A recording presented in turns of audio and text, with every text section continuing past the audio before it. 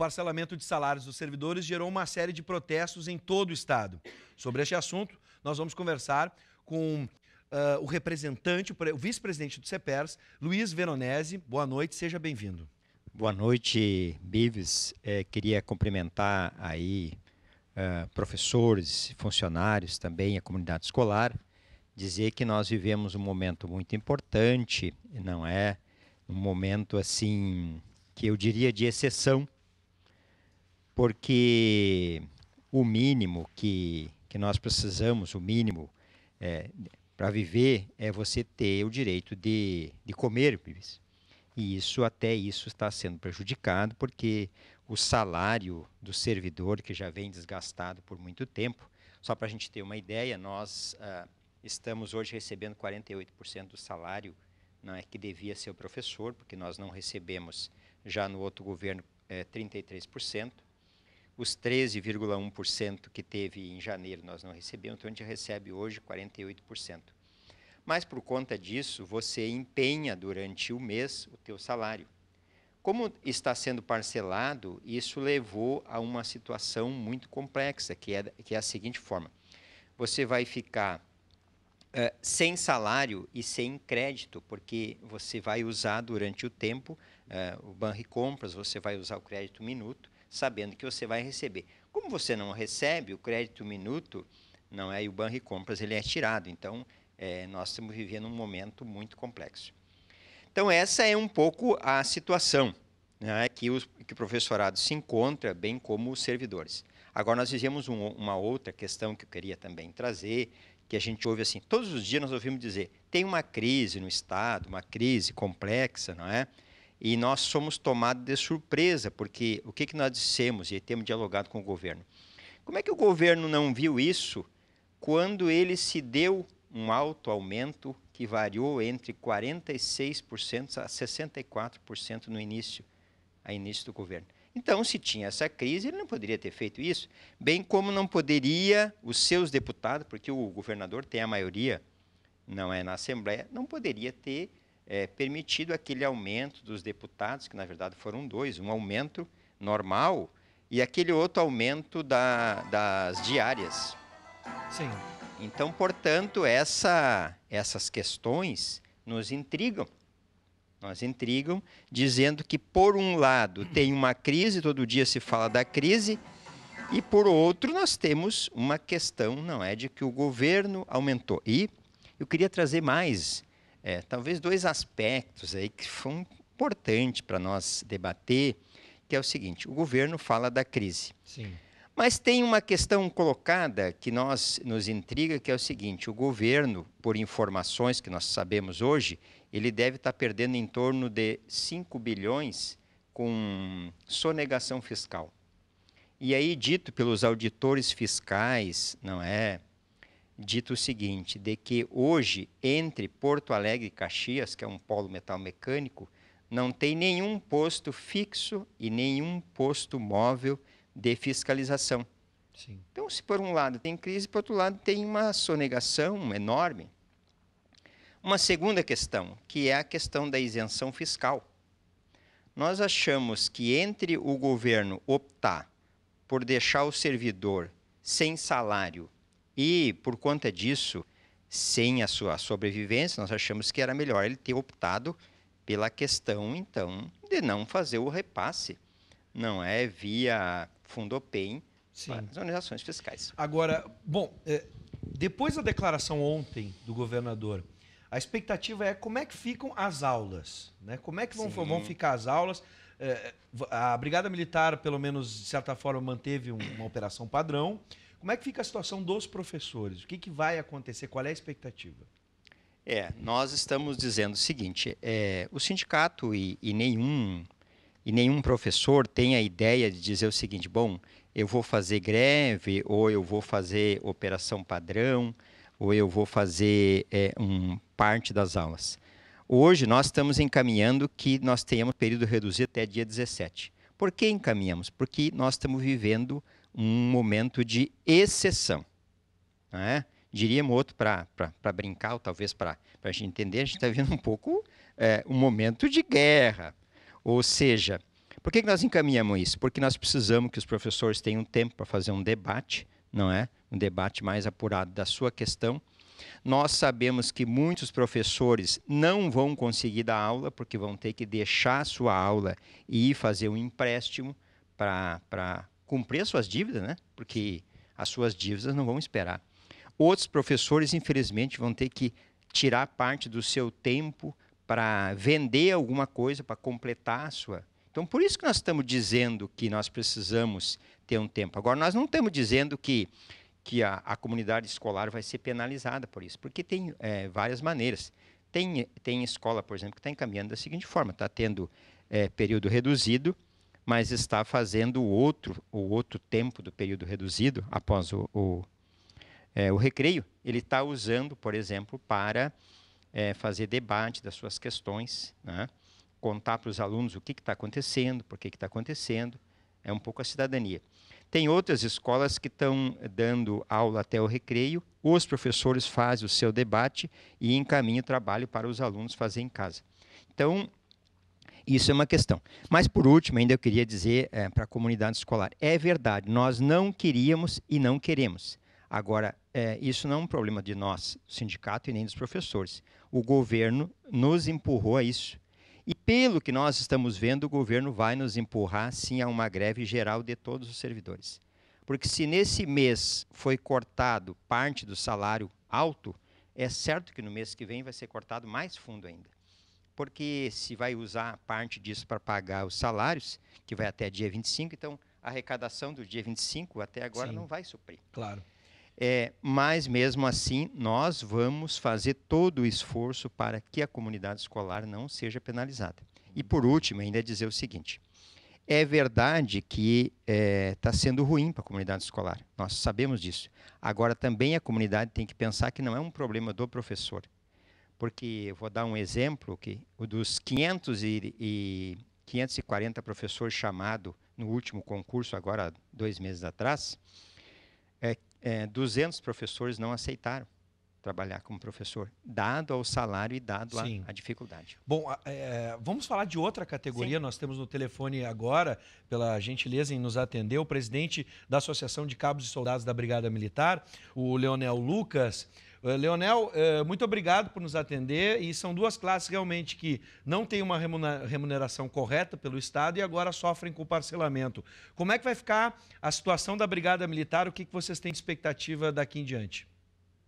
Boa noite, Leonel. Estou preocupado porque a Brigada Militar está com dificuldade, está pedindo socorro, não é diferente da educação, e a gente está tentando aquele velho jeitinho, levando com a barriga, só que agora deu um basta, né? Porque não tem mais condições de ter materiais adequados, as viaturas rodando aí geralmente com a ajuda da comunidade. Nós não vamos ficar pedindo aí para que a comunidade nos ajude, né? Até o pessoal que tem o colete financeiro não vai sair mais para a rua, aquele que não tiver mais fardamento também não vai mais sair. Então, deixar de pagar, nós tirar dinheiro do nosso bolso para comprar coturno ou até mesmo fardamento, com esse parcelamento é o basta, né? Nós chegamos ao limite e pedimos a compreensão também da comunidade gaúcha, a mesma coisa que os professores estão fazendo, a educação, a segurança também está pedindo socorro. Muito bem. Só para a gente encerrar, já agradecendo a disponibilidade em nos atender, no caso da Brigada Militar, está expondo uma outra situação também, que além da questão do salário não ser suficiente, há também um problema com o equipamento da Brigada Militar. De certa forma, a gente estava noticiando que algumas viaturas não saíram por falta de condição mesmo. Hoje mais de 70% das viaturas no Rio Grande do Sul tem problema, ou problema de documentação, sim, ou problema mecânico. Mas até agora há pouco estavam dizendo que não tinha problema, e aí foi ontem, quando nós fizemos todo esse levante, apareceu os problemas. E os problemas estão aí agora para ver como é que eles vão resolver. Se eles não têm dinheiro, como é que vão resolver tudo isso? Bom, a gente fica na expectativa, a gente sabe do trabalho e do esforço de toda a corporação, de toda a Brigada Militar, e a gente fica na expectativa, né, todos nós, lembrando que o brigadiano, quando está em serviço, ele tem família também que precisa de segurança, então a gente espera que tudo possa se resolver da melhor forma possível. Fica aqui a esperança. Obrigado por nos atender, Leonel, muito obrigado. Eu que agradeço e desculpa alguma coisa. Boa noite. Bom, agora vamos de volta para a educação, né? Bom, é fato que tanto o brigadiano quanto o professor não é remunerado de forma correta. Nesse parcelamento, por exemplo, agora, as contas estão aí, né? Essa história do Banrisul, vocês chegaram a receber alguma... Não, chegamos, nós analisamos. Alguma mensagem a respeito, oferecendo empréstimo? Tem vários professores que falaram isso para nós, que é quase sarcástico, né? Quer dizer, de um lado o governo retira a possibilidade de receber, de outro o banco se aproveita disso e oferece um crédito, Sim. Só que você vai ter que pegar aquele crédito, você tem que pagar depois. Claro. Então, o normal seria que o banco tivesse oferecendo um crédito que você pudesse ficar isento e a partir do dia que você recebe o seu salário pagar. Agora, esse de receber, assim... E pagar com juros, chega... é uma piada de mau gosto. Tu se aproveita Claro. da situação, né? Não está acontecendo Como é que o governo dialoga com vocês? Tem algum problema de comunicação, pelo menos nesse início de governo? Vocês têm conversado com o governo? Eles recebem vocês? Porque parece que esses problemas são erros de comunicação, às vezes grosseiros. Com certeza. Não, tem que dizer o seguinte, essa direção do CEPERS fez uma opção de fazer diálogo. Nós fomos lá nada mais, nada menos do que 9 vezes. Sim. 9 audiências. E 9 audiências era aquela audiência, para a gente entender, e a comunidade escolar também entender, era a famosa audiência de tapinha nas costas. Você vai lá, conversa, traz os problemas, mas efetivamente, para nós não ser injustos, dizer assim, ó, não resolveu nada. A única coisa que teve de concreto foi a nomeação de 540 professores.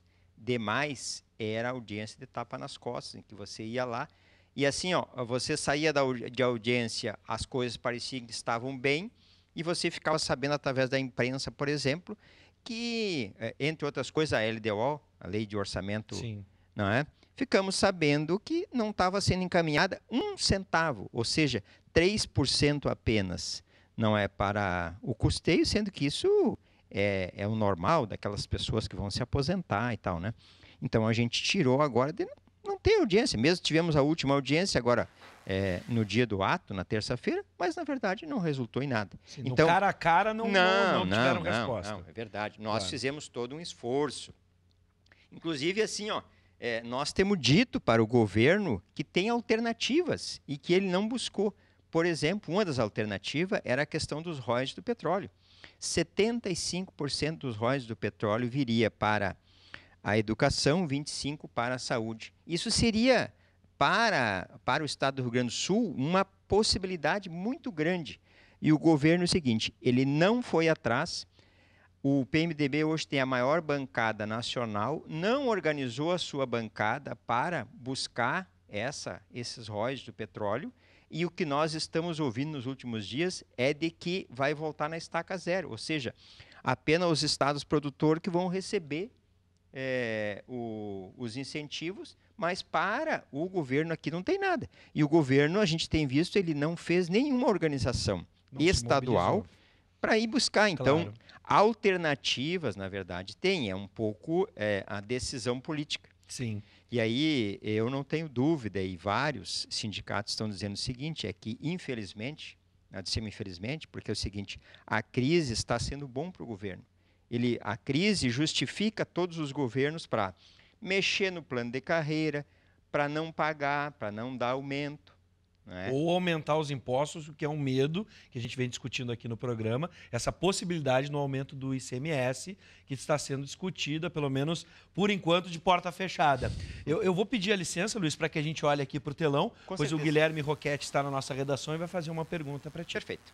Exatamente. Boa noite, Luiz. Boa noite. Ontem nós acompanhamos o pronunciamento do governador José Ivo Sartori, eu acompanhei pelo rádio e depois por emissoras de TV e a repercussão toda. Nós recebemos o material também completo aqui na Ubra TV. Eu queria saber qual foi a mensagem que ficou para ti deste pronunciamento do governo estadual. Como o CEPERS viu a fala do governador, em que diz que está trabalhando, que continua fazendo, que montou recém um conselho e que pediu mais uma vez a compreensão dos servidores. Até que ponto vocês têm lastro para ter essa compreensão? Não falta um pouco mais de palavra efetiva, de fato, que o governo vai fazer? O que vocês acharam? Não, nós achamos que o pronunciamento do governo ele continua naquela mesma questão. Tanto que no dia que foi anunciado o corte de salário, nós achamos que quem tinha que fazer isso era o executivo. Mas ele não, na nossa avaliação ele fugiu. Bem como ontem, na nossa avaliação, ele fugiu também, porque quando foi feito as perguntas, não é de por que ele não estava no anúncio, uma série de outras coisas, ele está fugindo do debate, o que não seria. O governador tem que enfrentar o debate, tem que dizer claramente. E depois outra questão, nós nunca ouvimos dizer que o governador, por exemplo, vai trabalhar pelo fim da sonegação e o fim da isenção fiscal. Essa é o que hoje aguçou a crise. A crise já existia desde antes, mas a sonegação, a falta de buscar o incentivo dos royalties do petróleo e tal, 3, 4 alternativas que o governo tinha, ele não fez. Então, o que nós vemos hoje é o governo que se esconde em vez de enfrentar os problemas e dialogar claramente com a categoria. Bom, dá para resumir, né, Guilherme? Pela impressão que a gente tem aqui, é que o CEPERS entende o que muita gente entende. A corda vai estourar sempre no mais fraco. Exatamente, exatamente. E nós já estamos vendo aí esse processo todo que a gente vem comentando essa semana do anúncio do aumento de impostos ainda estar nos bastidores, mas ele deve chegar esse conjunto de projetos até sexta-feira na Assembleia e com certeza vai ter repercussão. A base aliada não está coesa, deputados do PDT não devem aprovar. Eu vi manifestações inclusive do deputado Enio Bassi, também a base do PP, que disse que era contrária desde o início, desde quando apoiou Sartori na campanha. Então não devemos ter uma situação muito tranquila para a aprovação dos impostos na Assembleia. Muito bem. Obrigado, Guilherme, por enriquecer o debate e eu quero agradecer a disponibilidade do Luiz Veronese, vice-presidente do CEPERS. Sejam bem-vindos sempre e o espaço está aqui para que a categoria possa se manifestar. Nós agradecemos esse espaço, achamos que é um bom espaço alternativo de debate, não é? Eu acho que os meios de comunicação, quando fazem isso, prestam um grande serviço para a comunidade, que é informar a comunidade também, que a comunidade saiba o que exatamente está acontecendo. Então, nós do CEPERS agradecemos e também nos colocamos à disposição. Muito bem.